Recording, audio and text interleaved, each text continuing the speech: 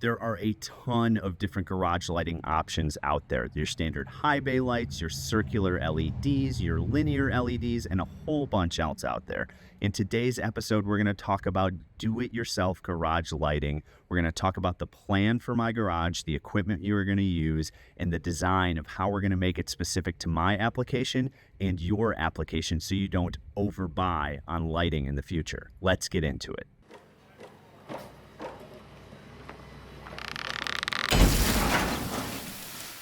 What's going on, guys? Welcome back to Detached Garage. Today is part one of the do-it-yourself garage lighting project. Today we're going to be talking about the equipment, the design, and the plan for installation for all of the garage lighting. We're going to have part two, part three, and maybe even a part four coming up, depending on how we get through this.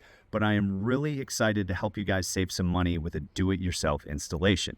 A lot of people either overbuy off-the-shelf fixtures or underbuy off-the-shelf fixtures, and it's not the right equipment for their application. If you're a detailer versus a carpenter or auto mechanic, you're going to need a similar light source, a high-quality light source, but you're going to need it in a different position, and you're also not going to want to overbuy, so you're creating big shadows in your garage as well. So what we're going to do today, we will walk through the design. I'm going to walk you through the garage right now. We'll take a look at what the baseline setup is, at least for construction lighting. I will have links to all of the equipment down below, and then we'll take a plan view and we'll look at the kind of the design and where I need to put the lighting for multiple zones, high CRI or color rendering index, and dimmable as well. So let's flip the camera around, take a tour, and then we'll get to the plan view after that. So let's talk about the garage space here. We've currently got our Milwaukee job site lights going. We've got one here and one over there in the large bay. This door from my house over here, let's talk about the setup and design and what we need in my garage. So we've got 4 switches here. We've got the first switch and second switch. The first switch will be for this wash bay area. The second switch will be for the far area.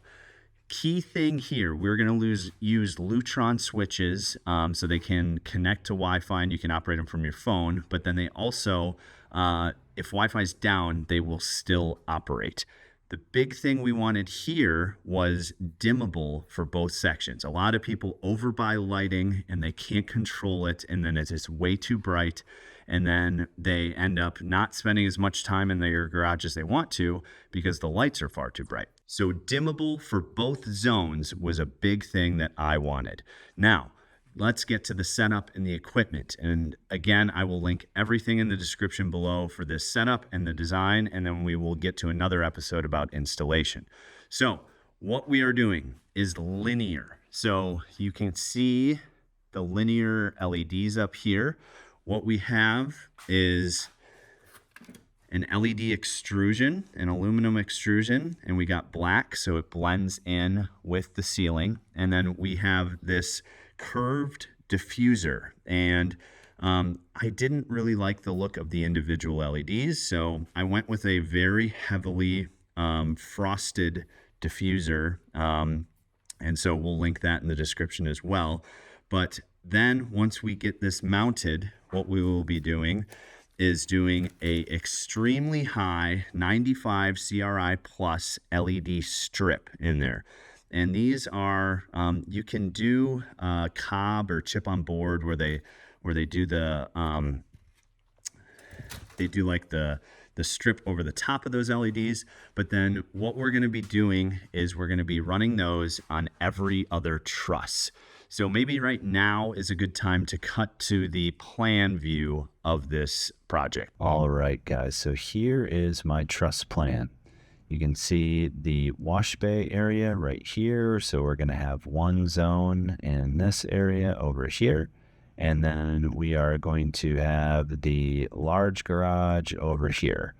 And so what we're going to do is every other truss is going to have an LED on it. So we will have really good coverage. These trusses here in the wash bay will have 5 meter 5 meter LED strips on them. So I'm thinking 4 for now.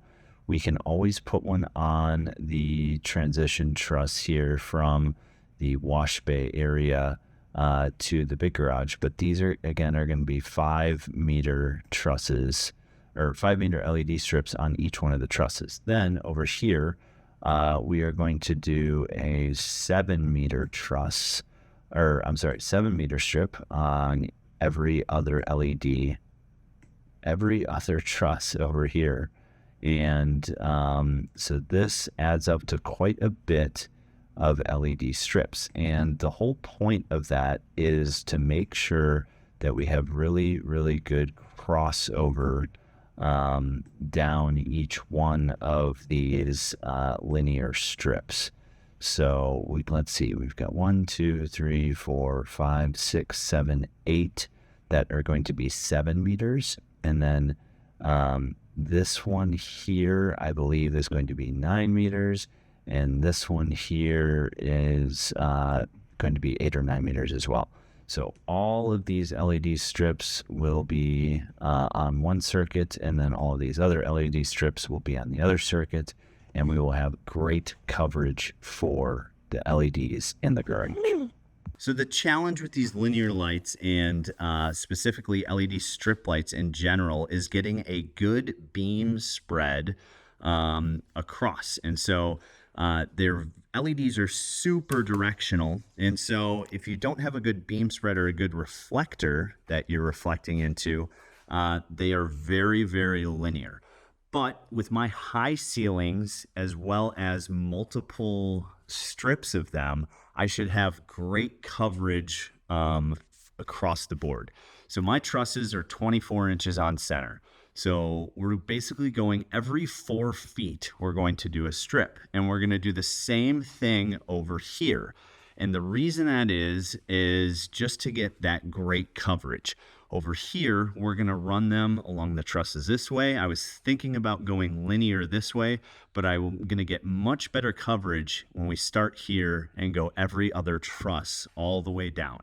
Again, the big thing needed here is dimmable.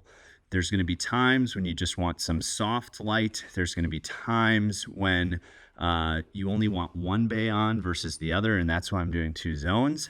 But dimmable is really the key. So this is the power supply we're going to be using. There's a few different amperages that you're going to want to look at, but this is the 24 volt and 3Y. So you can see here, you've got your AC in, then your 0 to 10 volt dimming, and then your output to the LEDs. So this power supply, and we're going to mount one on every single truss. We'll paint it black, don't worry. But this is the power supply that's going to drive each one of these LED strips. We've got 5-meter strips here, and we're going to have 7-meter strips across. So we will need to do some soldering over here, which I will show you in another episode. So in the large garage area as well, we are going to do every other truss 24 inches on center. And these ones will be 7 meters long. And where we kind of go over here to the transition area, these will be a little bit longer than 7 meters. 5-meter strips with those power supplies should be very dimmable without any flickering, even on camera. Now, these 7-meter strips and the even longer strips over here, I am not sure about. So with these LEDs, they do have pigtails on both ends of the LED strip. So what we can do is we can still run the same power supply. It's going to be a 240 versus a 150 or 220, but with the initial power in, we'll also have a pigtail on the other end that we can do power injection on the other end if we need to. If when we're dimming these really, really low, they start flickering, we can put some additional voltage in on the other side, because with linear LEDs, you do get voltage drop over the course of a long distance run. So that's the design. That is what we're doing for do-it-yourself garage lighting. We are doing 5,000 Kelvin linear LED strips mounted in an aluminum extrusion with a heavily frosted diffuser that protrudes below, so we get better light dispersion to the left and to the right. We're doing every other truss. Trusses are 24 inches on center, which would mean these are about 48 inches apart for every other truss. And then we are also doing dimmable and high CRI, 95 plus CRI, color rendering index, and 0 to 10 volt dimming with those LED drivers that are purchased separately. So there's those four.